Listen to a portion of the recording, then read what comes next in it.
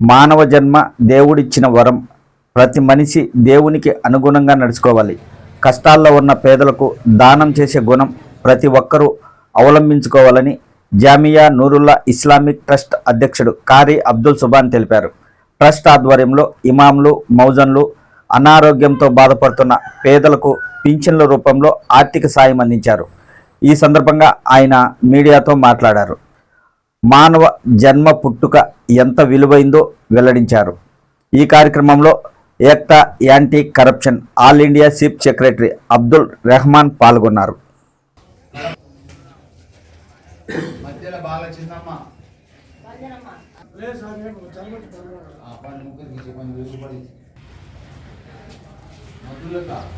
బిస్మిల్లాహిర్ రహ్మానిర్ రహీం. అల్లాహ్ యొక్క దయ, కరుణ, ఆయన परमदाता। तो वो देता है देने के लिए, हर तेरी रहमत हरदम खुले। ఆయన పరమదాత సమస్త జీవరాశులకి ఏ విధంగా ఏ వస్తువులు ఇవ్వాలనో అల్హమ్దులిల్లా ప్రసాదించేవాడు. అల్లా అనుగ్రహంతో ఈరోజు పెన్షన్ కార్యక్రమాలు మరి అందరికీ ఇమాములకు, మౌజన్లకు అందరికీ దాన కార్యక్రమం పూర్తయింది. అంతిమ ప్రవక్త సల్లల్లాహు అలైహి వసల్లం గారు ఏ విధంగా సెలవిచ్చినారు,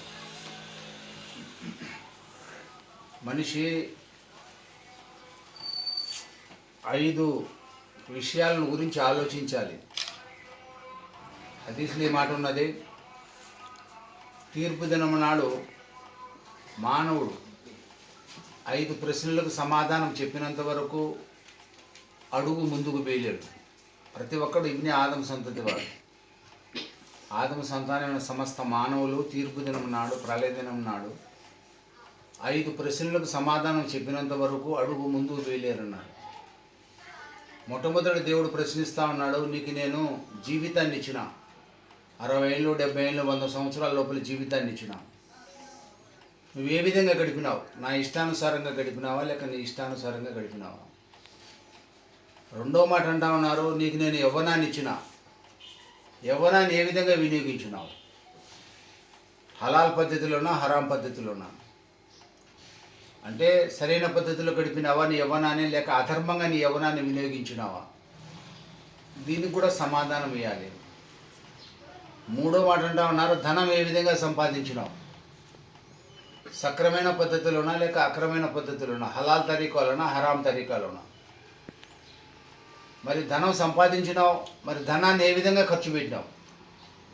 నా ఇష్టానుసారంగా ఖర్చు పెట్టినావా లేక నీ ఇష్టానుసారంగా ఖర్చు పెట్టినావా? అనవసరమైన విషయాల్లో ఖర్చు పెట్టినావా? దీనికి కూడా సమాధానం ఇవ్వాల్సి ఉంటుంది.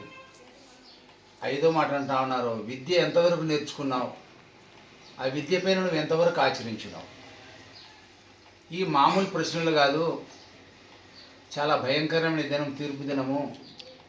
చాలామందికి పరలోకము, తీర్పు దినం అంటే వీళ్ళకు విషయం తెలియదు కాబట్టి దానిపైన నమ్మకం ఉంచడం లేదు. ఏ విధంగా తల్లి గర్భ లోకం ఉన్నదో, ప్రపంచ లోకం ఉన్నదో, పరలోకం కూడా ఉన్నది. కానిపోయిన తర్వాత ఈ ప్రపంచం కనపడుతుంది, చనిపోయిన తర్వాత పరలోకం మన ముందరకు వస్తుంది. ఒక్కొక్క నిమిషము చాలా విలువైనటువంటిది మానవ జీవితం. ఈ యొక్క మానవ జీవితాన్ని దేవుడు ప్రసాదించినాడు. సక్రమంగా మన యొక్క జీవితాన్ని గడపాలి. చాలా క్లిష్టమైన ప్రశ్నలు అన్నమాట. జీవితం అంటే దేవుడు 60 ఏళ్ళు, 70 ఏళ్ళు, 100 సంవత్సరాల లోపల జీవితం ఎట్లా గడిపినావు? యవ్వనాన్ని ఎట్లా గడిపినావు? మరి ధనం ఎట్లా సంపాదించినావు? ఏ విధంగా ఖర్చు పెట్టినావు? మరి విద్య ఎంతవరకు నేర్చుకున్నావు? ఎంతవరకు నువ్వు ఆచరించినావు? ఈ యొక్క విషయాలకు మనము రేపు దేవుని దగ్గర సమాధానం చెప్పాల్సి ఉన్నది. సోదరులారా, మానవుడు మానవునికి సాయపడేది గుణం మనలో ఉండాలి. అంతిమ ప్రవక్త ముహమ్మద్ సల్లల్లాహు అలైహి వసల్లం గారు చాలా దాత. ఆయన కష్టాల్లో ఉన్నారు, కడుపు రాళ్ళు కట్టుకుంటూ ఉన్నారు, పేదరికంలో ఉన్నారు, కానీ దాన ధర్మ కార్యక్రమాలు ఆచరించేవారు. ఈ గుణం ప్రతి ఒక్క మానవులో రావాలని, మానవుడు సాటి సోదరునికి తన స్వార్థం లేకుండా సాటి సోదరులకు కూడా సహకరించేటువంటి గుణం మానవులో రావాలని నేను దేవునితో దువా చేస్తూ ఉన్నాను.